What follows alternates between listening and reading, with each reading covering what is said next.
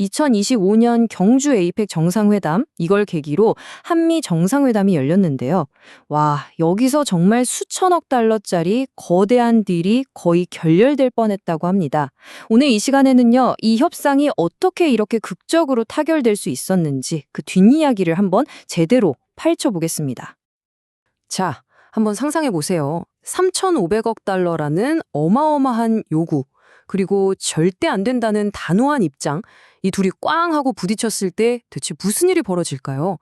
여러 보도를 보면요, 이談判 정말 결렬 직전까지 갔다가 마지막 순간에 극적으로 타결됐다고 해요. 도대체 무엇이 이 꽉 막힌 상황을 뚫어낸 걸까요? 지금부터 그 과정을 하나하나 따라가 보시죠. 네, 우선 그 결과를 알기 위해선 이 마지막 악수가 있기 전까지 상황이 얼마나 팽팽했는지부터 알아봐야겠죠. 그야말로 벼랑 끝에선 정상회담이었습니다.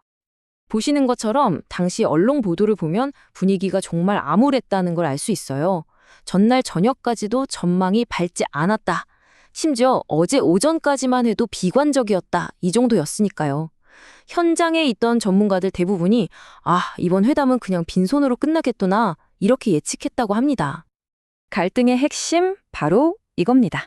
미국이 내민 요구가 뭐였냐면요. 자그마치 3,500억 달러. 우리 돈으로 환산하면 400조 원이 넘는 정말 천문학적인 액수죠. 근데 더 중요한 건 이 돈을 일시불로, 그것도 현금으로 먼저 투자하라는 거였어요. 이건 뭐 단순한 투자 제한이 아니죠. 거의 한국 경제의 근간을 흔들 수 있는 엄청난 리스크를 떠안으라는 압박이나 마찬가지였습니다. 그런데 말이죠. 노두의 예상을 완전히 뒤엎고 정말 놀라운 돌파구가 만들어집니다. 최종 합의안은요, 처음에 그 무리한 요구원은 완전히 180도 다른 모습이었습니다. 자, 이 부분을 한번 보세요. 정말 극적인 변화가 여기서 일어납니다.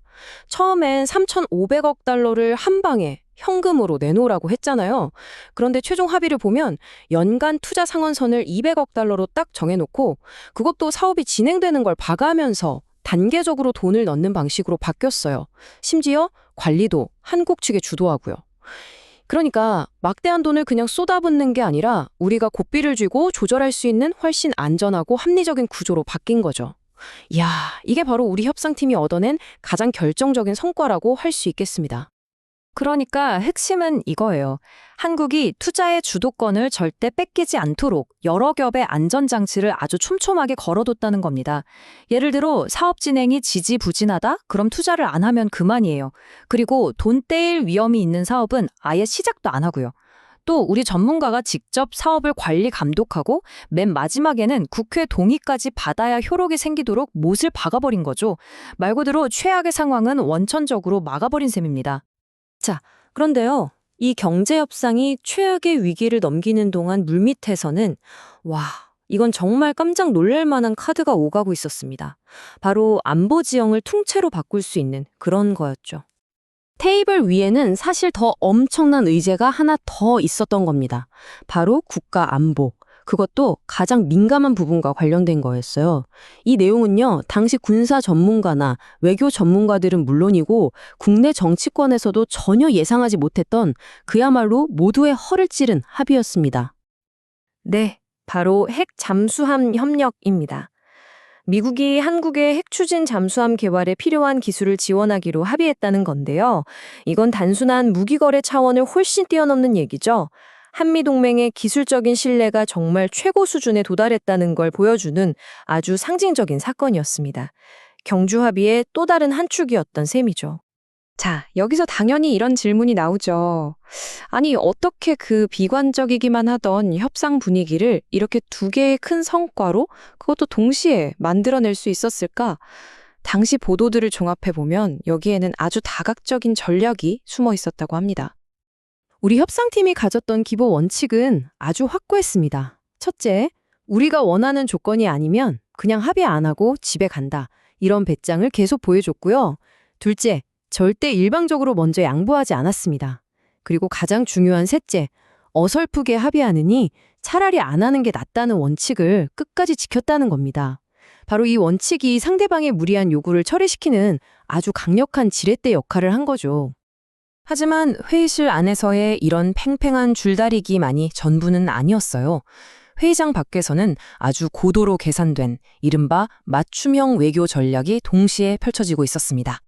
이걸 취향 저격 전략이라고 부를 수 있을 것 같은데요. 예를 들면 트럼프 대통령이 공항에 도착했을 때 그의 선거 캠페인송이었던 YMCA를 틀어준다거나 그와 가족에 대한 책, 기록물로 가득 찬 전용 트럼프 굿즈룸 같은 걸 따로 만들었다고 해요.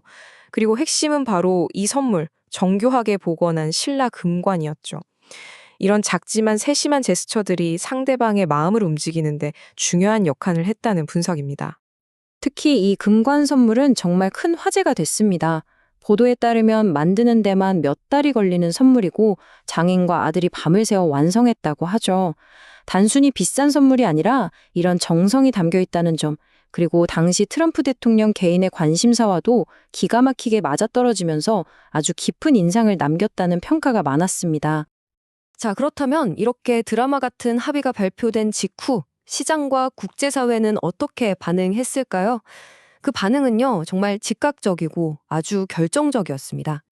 금융시장이 가장 먼저 뜨겁게 반응했습니다. 코스피 지수가 무려 4,086.89까지 치솟으면서 사상 최고치를 갈아치웠죠. 불안정했던 환율도 바로 안정세를 찾았고요. 한마디로 시장이 이제 불확실성이 사라졌다고 판단하고 이걸 경제 안정과 성장의 아주 강력한 신호로 받아들인 겁니다. 국제적인 평가도 아주 좋았습니다. 외신들이 뭐라고 보도했냐면 한국이 미국과의 협상에서 일본보다 더 많은 양보를 얻어냈다는 평가까지 나왔어요. 당시 미국의 강한 통상압각 분위기를 생각하면 이건 한국의 협상력이 대단했다는 상당한 외교적 승리라는 분석이었죠. 이번 경주 정상회담, 분명 한미 관계의 두 기둥인 경제와 안보, 이 두 가지를 새롭게 짰다고 볼 수 있습니다. 하지만 진짜 중요한 질문은 이제부터겠죠. 과연 이 합의가 동맹의 새로운 시대를 여는 튼튼한 초석이 될 것인가? 아니면 또 다른 갈등을 앞두고 잠시 숨을 고르는 일시적인 휴전일 뿐인가? 그 답은 앞으로 이 합의들이 어떻게 이행되는지, 그리고 급변하는 국제 정세 속에서 우리가 어떻게 대응해 나가는지에 달려 있을 겁니다.